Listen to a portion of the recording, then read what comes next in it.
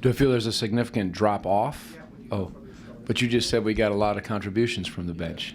So that's a contradictory question. So no, all right, that's all right. No, no, I think I know you're trying to put it on a tee for me, right? So I think the bench, the depth was good. The bench gave us a great lift, and yeah, we're getting those contributions. Mike was good, Darius was good, and I thought they brought life. Isaiah, all of them. I go down the list. We were a little shot 3-point happy early, and I think we didn't move the ball side to side, look inside, at least try to touch the paint. And Malcolm had a nice pace about himself. You could see that he just was in great rhythm offensively, but I thought our bench gave us life. I thought, again, we got some stops, and that's the nice thing. It's interchangeable. We can play a lot of different guys, and I think that showed. And once we got into their bench, that's where I thought they wore down a little bit. They were tough to guard. They run good stuff.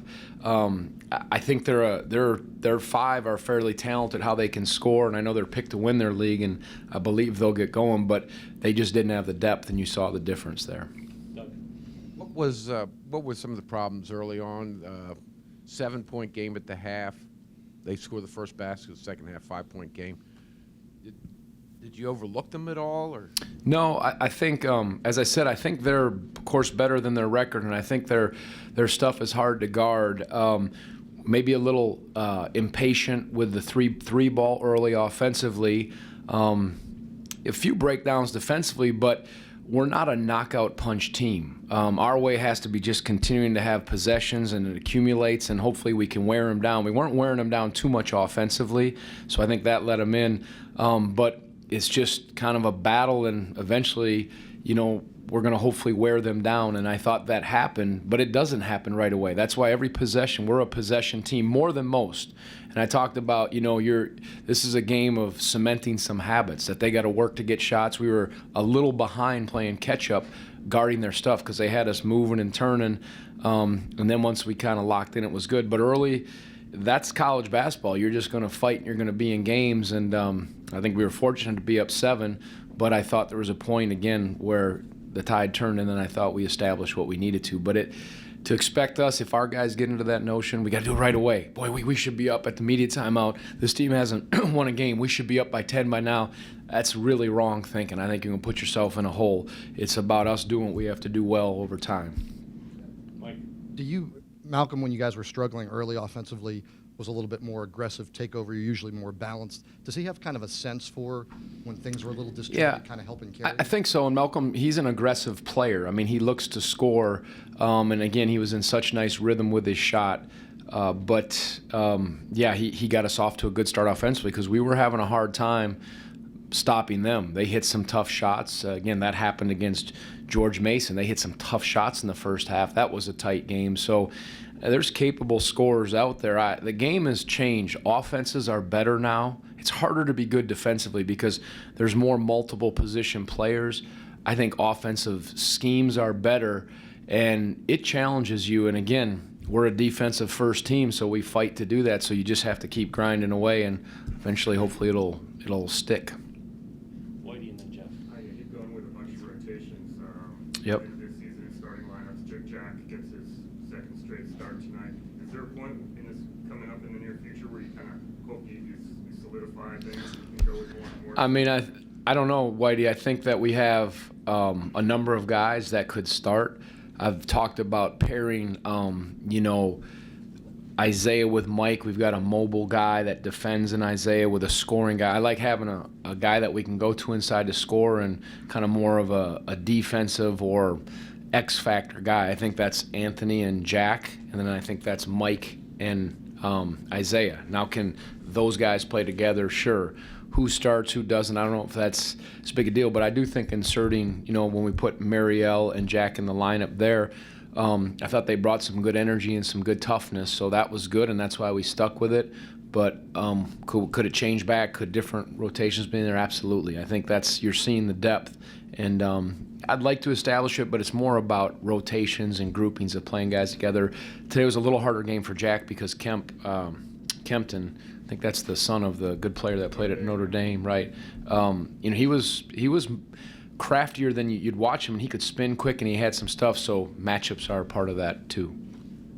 little bit unusual. How do you get a few days off now before your next game? You've played 6 games in 13 days. Do you look at this as a challenging stretch? Yeah. The first stretch? Well, yeah, I mean, we played 4 games in 6 days. Just because we started the season a week later this year is just how it was. So there's a lot of games in a short amount of time, and our exam break is longer than most where we can't have games. So that sort of stacks them on top of each other. But, we'll have Thanksgiving off and then prepare for Ohio State and understand, obviously, what that's about. But it'll be good to look at some things and have some practices, 3 or 4 practices to take another step.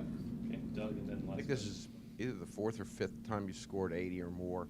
A little unusual to see that at the end of games, and does that indicate that maybe this is one of your most offensively talented team, or is the rules and the... Yeah, I mean, we shot 10 free throws. We shot 19 threes, which is should be the other way around. I think we do have some ability to get some transition buckets. I think you've seen that, and that helps when you can get a few of those. And I do think the depth is there. You have some inside-outside attacks, and we have some scores, and it's so far so good. But it wasn't that we shot lights out either. I thought we just warmed down and we got what we wanted. And yeah, it's nice to be able to score some points.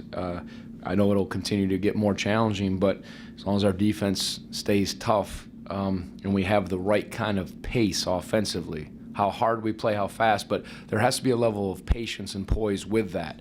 And then there's times you got to be aggressive. That's the balance. When you find that, that's when you get to the right places. And I think we've done an okay job, except in the first half. Okay, Mike. You went into the year talking about wanting a little more offensively from London in the tournament games. You Yeah. got it. Maybe tonight was more of a facilitator role, but what have you seen from him in terms of taking on a little more? Yeah, I want him to not lose himself, but I want him to take shots. When he's open, take it. Be aggressive. I'll tell you when it's a good shot. Step up, deliver the ball. He's looking to attack a little more. Aggressive doesn't necessarily mean you got to shoot 10 more shots, though I want him to take some. It's probing, it's creating some stuff for others, and I think he has a good feel for that, and the tournament was a great indication of that. Tonight you could tell he didn't feel comfortable with his shot, but then he started attacking a little more into the lane, and we got some plays. So that balance is what's different. We might be a little bit better ball handling team this year, so I think that maybe helps us when you have guys up there. But when he's looking, and obviously Malcolm can score, and those other guys, Darius scores in his ways and impacts the game. Devin, Mariel, that's good with our interior guys. Okay, Whitey. Mariel's got that bandage on his cheek. Yeah. Is there anything?